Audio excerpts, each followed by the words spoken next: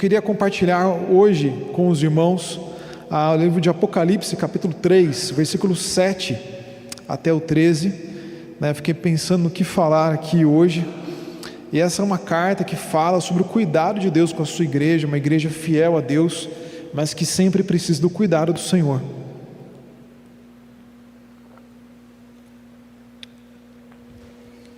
Então, Apocalipse, capítulo de número 3, versículo de número 7 até o 13. Assim diz a palavra do Senhor. Ao anjo da igreja em Filadélfia escreve: essas coisas diz o santo, o verdadeiro, aquele que tem a chave de Davi, que abre e ninguém fechará, e que fecha e ninguém abrirá. Conheço as tuas obras, eis que tenho posto diante de ti uma porta aberta, a qual ninguém pode fechar. Que tens pouca força, entretanto guardaste a minha palavra, e não negaste o meu nome. Eis farei que alguns dos que são da sinagoga de Satanás, desses que a si mesmos se declaram judeus e não são, mas mentem, eis que os farei vir e prostrar-se aos teus pés, e conhecer que eu te amei. Porque guardaste a palavra da minha perseverança, também eu te guardarei da hora da provação, que há de vir sobre o mundo inteiro, para experimentar os que habitam sobre a terra. Venho sem demora, conserva o que tens, para que ninguém tome a tua coroa. Ao vencedor, faloei coluna no santuário do meu Deus, e daí jamais sairá. Gravarei também sobre ele o nome do meu Deus, o nome da cidade do meu Deus, a nova Jerusalém que desce do céu, vinda da parte do meu Deus, e meu novo nome. Quem tem ouvidos, ouça o que o Espírito diz às igrejas. Vamos orar, meus irmãos, pedindo que Deus nos guie nesse momento. Senhor, nós lemos a tua palavra e de fato é a mensagem que o Senhor tem para nós, para essa igreja, para aqueles que a assistem, Senhor amado. E nós clamamos a ti, Senhor, que o Senhor aplique essa palavra no nosso coração, de modo a transformar o nosso coração, de modo a trazer salvação, de modo a trazer consolo, fortalecimento, encorajamento e disposição de servir ao Senhor com perseverança. E que isso venha pelo Espírito Santo, o Espírito do Senhor sobre nós, para a honra e para a glória do teu santo nome. Em nome de Jesus que nós pedimos e que nós agradecemos. Amém. Meus irmãos, ele fala aqui de uma igreja que é fraca, mas que tem a força no Senhor. E quantas vezes nós esquecemos que a verdadeira força da igreja está no Senhor? E eu me lembro de uma situação em que eu estava lá em Dourados, num trabalho de evangelismo, numa faculdade ali, não me recordo o nome da faculdade, mas era uma faculdade federal, acho que de Dourados, se não me engano. E quando eu estava ali, nós fizemos um trabalho de evangelismo de manhã e depois íamos fazer à noite também. E aí de manhã, Deus foi abençoando, tive conversas muito profundas com algumas pessoas. Depois uma delas até pediu para nós conversarmos com ela e mais um amigo à tarde. Então voltei à tarde na faculdade com outra colega minha e ficamos lá conversando com eles a tarde toda. E aí quando chegou a noite, novamente tínhamos aquele trabalho. Mas diferente da manhã e da tarde, eu comecei, por vaidade muito tola, a achar, bom, eu já fiz de manhã, já fiz de tarde, já sei como é que é. E aí eu comecei a falar, e falei de Cristo sim, mas falei de modo muito superficial, falei de modo muito arrogante até, e não creio que Deus tenha me usado naquele momento, a não ser que quis me usar, apesar da minha maneira pecaminosa de agir. Mas quantas vezes nós achamos que nós damos conta do recado? Quantas vezes nós achamos, por ter talvez uma boa palavra aqui, um bom louvor, ter um bom grupo aqui, e falar, não, nós damos conta do recado, já estamos há 40 anos aqui, mais 20 de organização, muitas pessoas foram abençoadas aqui, como aparece, e a gente pode presumir isso. Não sei se esse é o caso, não tenho nenhuma informação sobre a igreja, mas às vezes pode passar pela nossa cabeça, ou talvez possa passar a reação contrária, que talvez fosse até mais parecida com a situação de Filadélfia, de nós olharmos para o desafio do Evangelho e falar, não, realmente até aqui nós temos pregado a palavra, mas está cada vez mais difícil. O mundo está cada vez mais contra a palavra de Deus. O mundo está cada vez mais desafiando os valores cristãos, e nós vemos a ideologia de gênero se espalhando, desafiando a maneira cristã de entender a sexualidade humana, os relacionamentos humanos.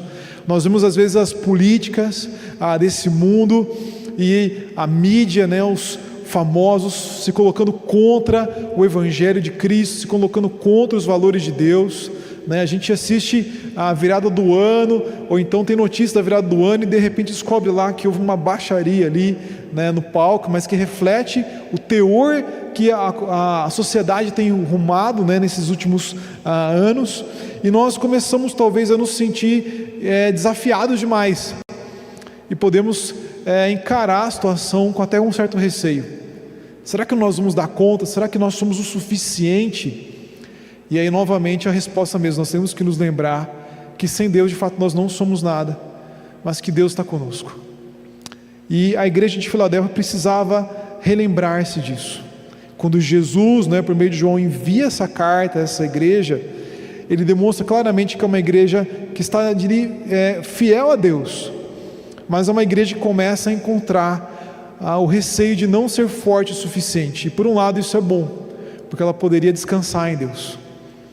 Mas o que acontece naquela época é que o Império Romano vai cada vez mais colocando uma perseguição contra a igreja.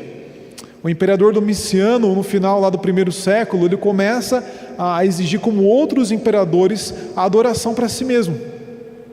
E as 7 igrejas aqui, né, estão todas em regiões onde havia o culto ao imperador romano, e algumas delas, como Esmirna e Filadélfia, estão fiéis, mas estão sofrendo por isso. Estão sofrendo com os judeus que não creem em Cristo, né, e que expulsam as pessoas que creem em Cristo das sinagogas, que começam até a roubar os bens, né, a buscar uma forma de tirar os bens dos cristãos. Nós vemos ali igrejas que começam a lutar, mas que perdem o seu amor, perdem a sua disposição de andar pelo caminho certo, talvez por estarem perdidas na luta, como Éfeso. Nós vemos o contrário, né? Uma igreja às vezes que se acha o suficiente, como Laodiceia, mas que não está se posicionando da forma correta na cidade onde está. E nós vemos igrejas até que têm aceitado os rumos do mundo, por medo de não dar conta, como Tiatira, como Pérgamo, que estão ali como igrejas que estão aceitando falsos ensinos no seu meio, seguindo os rumos da sociedade, imoralidade, no culto também ao imperador, né? E também aceitando a religião da cidade onde estão. E nós temos até uma igreja que é descrita como uma igreja hipócrita, que é a igreja de Sardes, que parece estar viva, mas na verdade está morta. Uma igreja talvez que fosse muito animada, que as pessoas passassem por ali, mas não estava de fato levando a vida do Evangelho para outras pessoas. Mas a igreja de Filadélfia é uma igreja que está firme com Deus, mas começa a temer se vai continuar firme. E a notícia, a boa mensagem de Jesus para essa igreja é que Jesus faz a sua igreja vitoriosa. E Jesus faz a sua igreja em todo o tempo uma igreja vitoriosa. E ele fala aqui, né, que é o anjo da igreja, né, e provavelmente era o líder da igreja, embora alguns entendam que seja algum anjo que esteja ali com a igreja, a gente não tem como definir claramente, mas quem escreve essa carta à igreja é Jesus Cristo. Ele é escrito aqui como santo, e nós cantamos na última música, né, que ele é santo, né, que ele será declarado como santo. E a ideia de santo é alguém que é separado do pecado, alguém que é consagrado, alguém que é especial, alguém que é sagrado. Jesus é de fato o verdadeiro santo, ele é de fato o verdadeiro Deus, e não há ninguém que se compare a ele. Ele é o verdadeiro, não apenas o verdadeiro Deus, mas o verdadeiro Senhor de todas as coisas, a verdadeira testemunha. E ele é escrito aqui como aquele que tem a chave de Davi. E há várias imagens na Bíblia, mas todas elas trazem uma ideia de soberania, sobre quem vai participar do reino de Deus ou não. Em Isaías 22, Ilquias é descrito como alguém que tem a chave de Davi, e que ele permite que as pessoas então estejam próximas do reino de Deus, próximas do reino, né? Naquela época o reino de fato secular, né? Mas o reino que servia a Deus. ou fechar as portas para que elas não tivessem acesso. E Jesus, ele tem a chave para guiar as pessoas ao reino de Deus ou não. E também em Apocalipse 1:18 é descrito que ele tem as chaves do inferno e do Hades, né? Então ele é aquele que decreta quem vai ser tirado do inferno e quem vai ser condenado ao inferno. Para um povo que poderia temer o imperador romano e achar que o imperador romano que tinha a soberania sobre todas as coisas, que era o Deus vivo sobre a terra, que deveria ser temido, entender que Jesus era o verdadeiro soberano, é dizer, você tem que ser fiel a Jesus. Não importa, meus irmãos, às vezes a gente ouve notícias a todo ano, né, de que um governo vai fechar as igrejas, de que vai ter alguma dificuldade, que agora as pessoas vão abandonar o evangelho, de que a igreja vai acabar, de que os cristãos vão ser deixados de lado, mas o que de fato determina se uma igreja vai permanecer firme ou não, é aquele que tem as chaves do reino de Deus, é aquele que tem as chaves do inferno e do Hades, é aquele que é o Senhor sobre todas as coisas. E uma igreja, ela só cai, e ela só é fechada, por assim dizer, de fato, quando não há fidelidade ao Senhor da igreja. E diz que então que ele abre e ninguém fecha, ele fecha e ninguém abre. E o que ele faz com esse poder então? Versículo 8: eu conheço as tuas obras, e eis que tenho posto diante de ti uma porta aberta, a qual ninguém pode fechar. Então ele fala, você é uma igreja que está passando por dificuldades, é uma igreja que se sente fraca, né, como ele diz aqui no versículo 8, mas eu abri uma porta nessa cidade, e ninguém vai fechar essa porta. E nós podemos lembrar, né, de Mateus, quando Jesus fala que as portas do inferno não poderão prevalecer contra a igreja. E a imagem que as pessoas têm, né, de como se o inferno estivesse indo contra a igreja. Mas imagina o seguinte, se fosse entrar uma multidão para atacar essa igreja, você não ia arrancar as portas da igreja para tentar resistir. Então as portas são uma fonte de defesa. Você tem portas na sua casa para se proteger que alguém invada. E quando Jesus então diz que as portas do inferno não prevalecerão contra a igreja, é porque a igreja está invadindo, por assim dizer, o inferno e tirando pessoas de lá pelo poder de Cristo. É mais ou menos como, imagina a cena cômica, né, de alguém que se esconde num lugar, se tranca ali, se sente seguro, e de repente ele ouve o barulho da chave virando lá de fora, e a porta sendo aberta. E Jesus, ele tem as chaves então, para tirar as pessoas que ele deseja tirar da condenação eterna e trazer ao seu reino. Ninguém pode impedir a igreja de fazer a sua obra. E na história da igreja, meus irmãos, quanto mais a igreja foi perseguida, quanto mais a igreja foi acuada num canto, mais força ela teve. Porque Deus é quem tem as chaves e Ele abre uma porta que não pode ser fechada. E meus irmãos, eu estava com parte do presbitério, né, nós temos acesso às atas, né, e eu fiquei responsável por avaliar as atas aqui dessa igreja, e com muita alegria eu vi que vocês receberam pessoas no ano passado, e não foram poucas pessoas. E eu fico feliz por isso, porque Deus abriu uma porta para essa igreja, Ele abriu uma porta para o evangelho nessa cidade, Ele abriu uma porta nesse bairro, e é a hora de vocês aproveitarem a oportunidade que Deus lhes deu. Quando você não encontra resistência, e você está ali numa missão, você está numa tarefa, ou num jogo, por exemplo, né, um time não encontra resistência contra outro time, ele vai para cima com tudo, porque é hora de aproveitar para fazer gol, é hora de aproveitar para alcançar os objetivos. E Deus lhes deu uma porta aberta, é a hora de vocês aproveitarem essa oportunidade, anunciando o evangelho, pregando corajosamente, se posicionando a favor de Cristo e sendo usados por Cristo para alcançar as pessoas. E Deus certamente vai usar vocês como já tem usado. E Ele fala, você tem pouca força, entretanto você guardou a minha palavra e não negou o meu nome. O que Deus exige de você? Não é que você seja forte, porque a força Ele tem, é que você seja fiel, é que você guarde a sua palavra, e que você não negue o seu nome. Mas se você for avaliar essa semana que passou, se você for avaliar a sua vida particular, Não falo agora diretamente à igreja como um todo, mas a cada um de vocês, se você fosse avaliar a sua vida particular, no que toca a você, você tem realmente guardado a palavra de Deus? Ou há aspectos da sua vida que você guarda e outros que você não guarda? Ah não, eu procuro ser um bom pai, educar meus filhos no caminho do Senhor, mas no meu casamento eu não estou me importando muito. Ou então eu procuro ser bom na minha família, mas fora de casa as pessoas nem sabem que eu sou cristão. Ou talvez eu procuro ser uma pessoa honesta, dedicada a um trabalho, mas se alguém da igreja precisar de mim, eu fujo da igreja, para que as pessoas não me deem nenhum cargo, nenhuma tarefa. Você tem de fato buscado servir a Deus e guardar a sua palavra em todos os momentos da sua vida? Em que momentos você precisa voltar atrás? Em que momentos você precisa pedir a ajuda de Deus para seguir num bom caminho? E você tem anunciado o nome de Cristo? Ou você tem negado o nome de Cristo?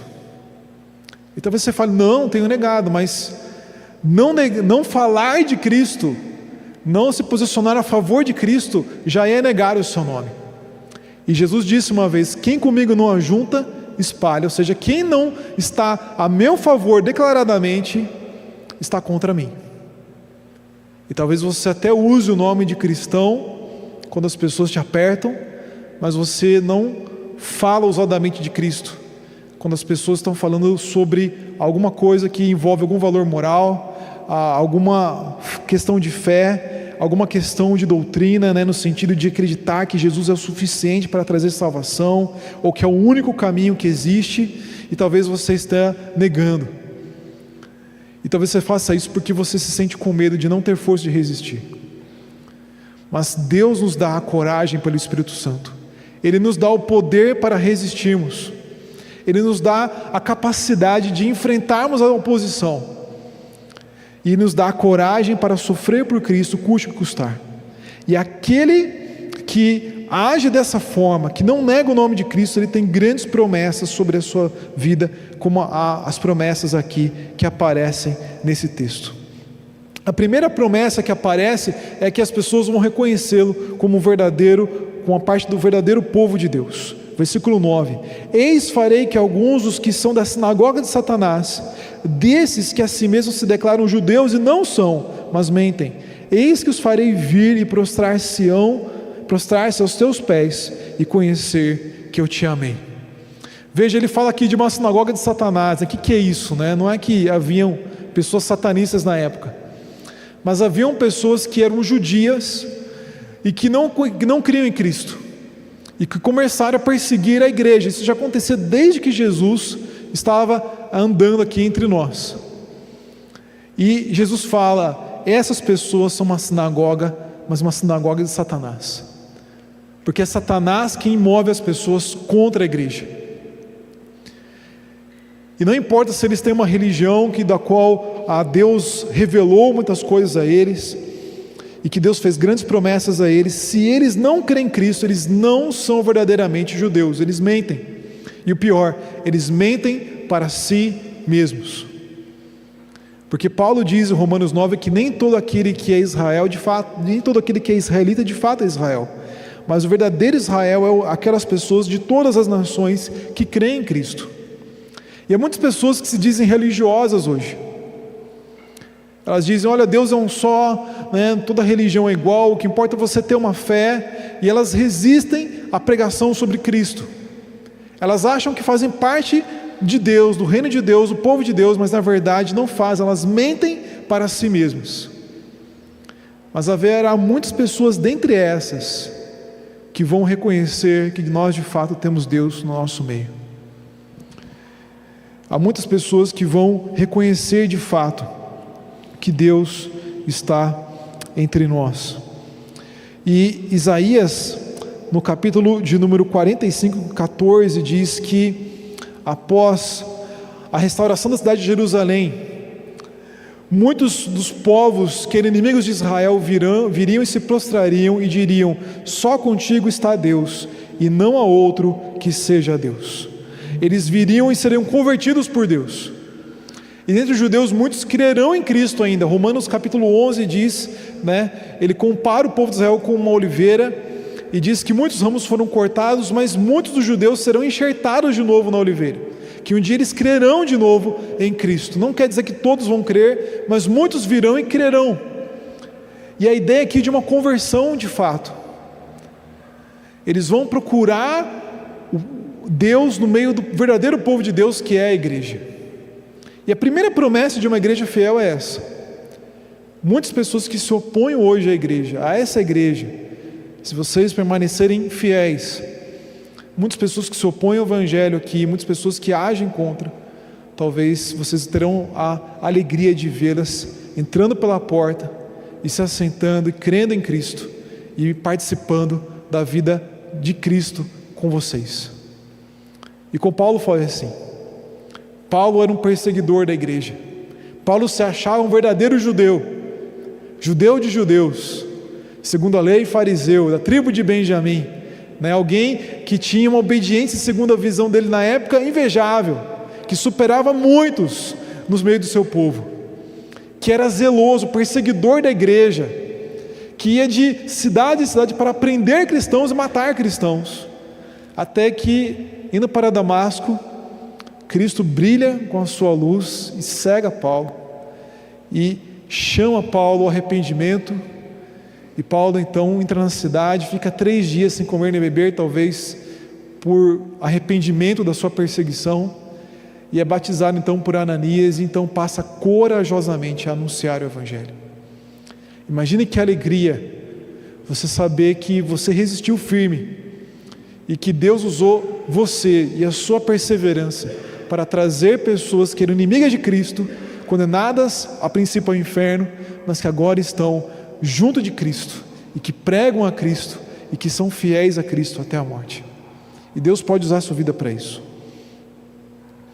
Mas também Ele diz que Deus vai preservá-los da pior provação. Versículo de número 10. Essa é a segunda promessa. A primeira promessa então é que muitas pessoas viriam por meio dessa perseverança, mas a segunda promessa é que Deus vai nos guardar nessa perseverança. Porque guardaste a palavra da minha perseverança, também eu te guardarei da hora da provação, que há de vir sobre o mundo inteiro, para experimentar os que habitam sobre a terra. Alguns entendem que por causa desses experimentar os que habitam sobre a terra, essa provação seria todas as pragas, e taças, e trombetas, e todas aquelas coisas que a gente tem medo às vezes em Apocalipse, que é o juízo de Deus. E de fato Deus promete nos proteger disso. Não quer dizer que a gente não vai ser afetado de alguma forma por essas coisas, Então quando ele fala que vai haver fome, não quer dizer que a gente vai ter fome, pelo contrário, porque Ele vai cuidar da gente como cuidou do povo de Israel no Egito. Mas isso não quer dizer também que a gente vai comer aquilo que a gente come, Que a gente vai ter acesso a tudo que a gente tem hoje na geladeira, porque vai ter fome, então as coisas vão ficar difíceis. Mas Deus vai cuidar da gente. Mas provavelmente essa provação aqui é a provação da perseguição. E Deus promete que o povo de Deus será perseguido. Marcos capítulo 13, ele diz que haverá uma perseguição grande, que nós temos que ser corajosos e fiéis a Deus. Também em Apocalipse 2, no versículo de número 10, ele fala para a igreja de Esmirna: não temas as coisas que tens de sofrer, eis que o diabo está para lançar em prisão alguns entre vós, para ser dispostos à prova, e tereis tribulação de 10 dias. Então Satanás vai tentar agir contra a igreja, vai usar os seres humanos contra a igreja para prová-la, mas Deus promete assegurar que nós passemos por essa provação, guardados por Ele. E veja, a vitória que nós temos não vem de nós. A vitória que você tem contra as inimizades desse mundo, contra a igreja, não vem de você mesmo. Isso por um lado nos humilha, mas por outro lado é uma ótima notícia, porque nós temos acesso a alguém que nos faz fortes.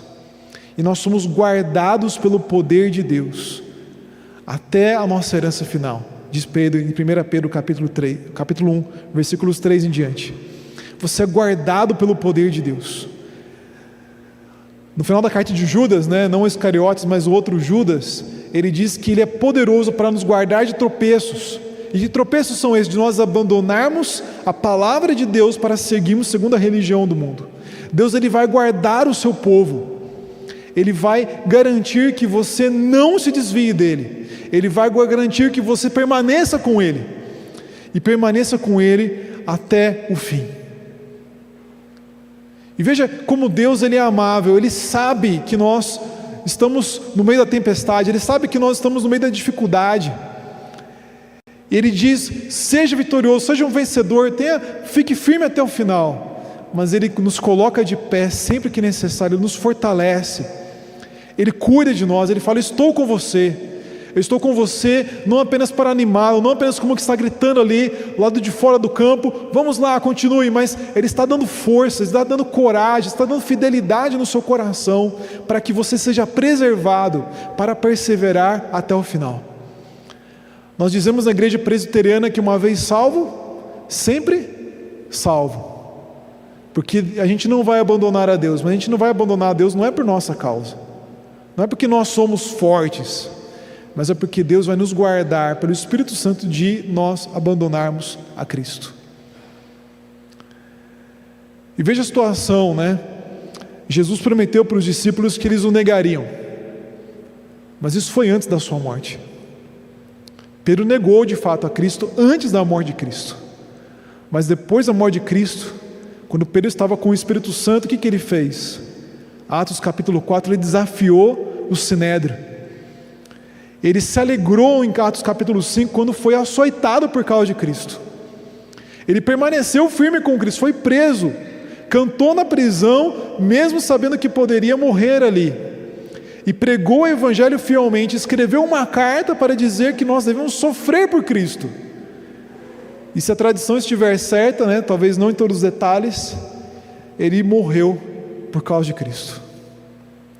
Então Deus transforma um homem que é fraco, um homem que se acha forte, mas é fraco, que nega Cristo, mas Ele transforma pela morte e ressurreição de Cristo, e pela ação do Espírito Santo, em alguém que sofre por Cristo, e que permanece fiel a Cristo, e que estimula outros a permanecer fiéis a Cristo, até o final. Esse é o nosso Deus. E Jesus faz a sua igreja vitoriosa, trazendo as pessoas à conversão. Ele faz a sua igreja vitoriosa, ajudando-nos a guardar a palavra de Deus, e Ele age em nosso favor com grandes promessas, quando nós fazemos isso também, de recompensas. Então não tema a perseguição, mas também não seja tolo de enfrentá-la sozinho. Não tema a oposição que as pessoas possam fazer quando você estiver com o anseio de pregar o Evangelho, de confrontar uma roda de conversa que fala coisas contra a palavra de Deus. Mas confie em Deus, busque coragem em Deus. Há uma situação de Neemias, né, em que ele vai pedir ajuda do rei, né, e ele quebra o protocolo, e alguns dizem que ele poderia por isso até morrer, né? Ele se mostra triste na presença do rei, de propósito, para o rei perguntar o que está acontecendo. Aí o rei pergunta: o que acontece, Neemias? Essa tristeza aí é que alguma coisa está errada. E aí diz que Neemias orou e falou. A gente não pode imaginar, gente, que Neemias falou assim: peraí, rei, eu vou ficar aqui, eu vou fazer uma oração aqui, tá? Vou me ajoelhar aqui, fazer uma oração, depois eu falo com o Senhor. Mas ele ora na sua mente naquele momento, em questão de segundos ali, ele pede um auxílio de Deus, talvez peça coragem a Deus, e então ele fala. E se Neemias teve coragem, quanto mais nós que temos acesso ao Espírito Santo toda vez que nós clamamos.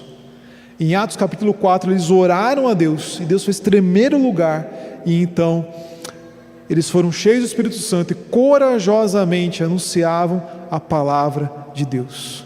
E Deus pode usar você dessa forma. Mas há várias promessas caso você viva isso, caso a igreja viva isso. Ele fala então no versículo 11: venho sem demora, conserva o que tens, para que ninguém tome a tua coroa. É prometido para nós uma coroa. E em outra parte ele fala: ser fiel até a morte, e te darei a coroa da vida. E a coroa era um símbolo de prestígio. Líderes políticos tinham coroas quando visitavam uma cidade. Líderes importantes que no seu funeral tinham coroas de louro sobre a sua cabeça. E os vitoriosos nas Olimpíadas, né, nos jogos, eles tinham uma coroa de louro para dar prestígio. E a coroa da vida é um sinal de prestígio, de honra do povo de Deus. E ele diz: venha sem demora, ou seja, fique firme, conserve o que tens, ou seja, permanece guardando a palavra de Deus, não negue o meu nome, continue firme com o meu nome, para que ninguém tome a tua coroa. E alguns usam esse texto de forma errada, dizendo que você pode perder a sua salvação, que a sua coroa pode ser tomada. Mas o povo de Filadélfia conhecia a história daquela cidade. E é uma história muito interessante de um rei chamado Eumenes. Ele era o rei e parece que ele fica desaparecido em 172 a.C. por algum tempo. E o seu irmão, então, Átalo, Filadelfo, ele vira o rei. E aí, então, quando ele finalmente volta, porque diziam que ele tinha sido assassinado, Átalo, Filadelfo prontamente cede a coroa novamente a ele. Aí Roma não quer saber de Eumenes e começa a tentar seduzir Átalo, Filadelfo para matar o seu irmão. Por 2 anos eles ficam lá falando: olha, mate o seu irmão, nós vamos assegurar que você vai ser o novo rei. E Átalo, Filadelfo não faz isso. E só em 159 a.C. é que Eumenes morre e Filadelfo finalmente assume a coroa. E por isso a cidade ganha o nome dele, Filadélfia, que quer dizer amor ao irmão. Então a história da cidade não é a história de alguém que toma a coroa. É a história de alguém que, justamente o contrário, não toma a coroa do seu irmão. E nós temos alguém que nos assegura a coroa. E esse alguém é Jesus Cristo. Então é uma história da cidade que é muito mais sobre você não perder a coroa do que você ter a chance de ser tomada a coroa de você. O que acontece é que há falsos cristãos que não vão permanecer firmes até o final. E João, que também escreveu a carta de João, assim como escreveu o Apocalipse, ele diz: aqueles que estavam entre nós e saíram, esses nunca foram dos nossos. O que ele quer dizer com saíram? Como ele diz na carta ali, são pessoas que passam a negar que Jesus é de fato o Cristo. Há pessoas que saem da igreja, mas você vai falar com elas, elas creem em Cristo ainda. Elas se desiludiram com a igreja, mas você fala do Evangelho, você fala de Jesus para elas, parece que vão chorar na sua frente. Eu encontrei uma pessoa assim em rancharia. Quando eu cheguei lá, ele já não era da igreja. Mas era só você falar de Deus e ele se segurava para não chorar. Todas as vezes era assim. Então era uma pessoa que, por assim dizer, saiu da igreja em termos de prédio, mas não abandonou o Evangelho, não abandonou a Cristo. Mas há pessoas que em contrapartida passam a negar a Cristo. E sobre esses João fala: esses nunca foram dos nossos. São esses que não vão conservar aquilo, que não vão conservar a palavra de Deus. São esses que vão passar a negar o nome de Cristo. E se há um pecado, pelo qual João fala para nós não orarmos pelas pessoas, é quando elas uma vez disseram conhecer a Cristo, mas agora passam a negar que de fato Cristo é Deus que se fez homem. Porque essas pessoas não têm salvação em si mesmas e não terão. Então são essas pessoas que vão abandonar o caminho. Mas para aqueles que foram salvos em Cristo, a nossa coroa será preservada. E Paulo fala, que há um tesouro que ele espera quando está perto da sua morte, que há uma coroa que lhe foi reservada, e quem segura essa coroa para ele é Jesus Cristo, e essa coroa não vai ser perdida. Você tem crido em Cristo, você tem anunciado a Cristo, tem perseverado em Cristo a despeito de toda oposição. Então a sua coroa está nas mãos de Cristo.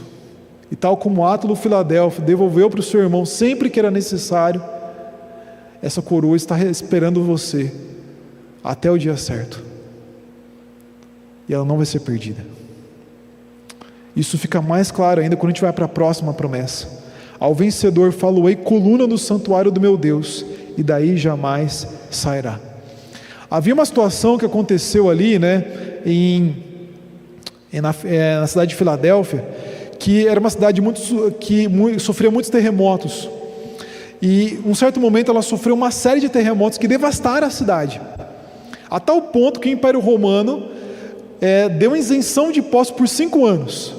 Imagina o seguinte: ninguém na história da humanidade dá isenção de impostos, ok? Geralmente não dá, a menos que tenha um motivo. Por 5 anos então, geralmente isso não acontece, Você não vai esperar que algum governo vai tirar os impostos do Brasil durante 5 anos. Mas a situação ficou tão ruim naquela cidade, foi tão devastada, que eles não tinham mais condição. E eles saíram da cidade para morar no campo, porque tinham medo do terremoto. E a cidade toda foi devastada, mas houve apenas algumas coisas que não caíram. E que, portanto, não caíram. Opa.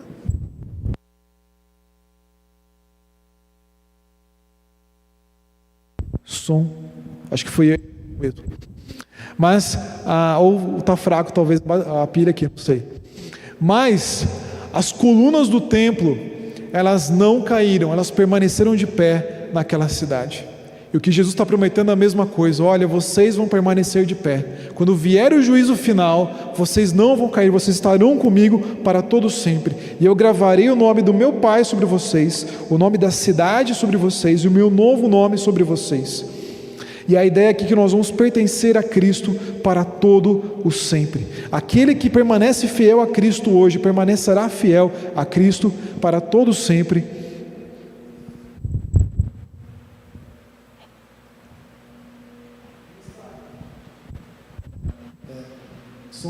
E estará com Cristo para todo o sempre. Então essa é a sua esperança? Você espera de fato estar com Cristo para todo o sempre? Isso só vai acontecer se você de fato for um crente verdadeiro, que vive permanecendo fiel a Deus, não negando o seu nome, mas anunciando. E por isso ele fala no versículo 13: quem tem ouvidos, ouça o que o Espírito diz às igrejas. Como assim quem tem ouvidos, né? A gente poderia dizer, todo mundo tem ouvido, né? Mas essa é uma expressão que aparece desde o Antigo Testamento, para dizer que há pessoas que na verdade têm ouvidos tapados para Deus. Elas não têm ouvidos prontos para ouvir o Evangelho. Elas não têm ouvidos prontos para aceitar a palavra de Deus. Mas aqueles que têm ouvidos prontos para aceitar a palavra de Deus, esses ouvirão o que o Espírito diz, e assim permanecerão com Ele para sempre.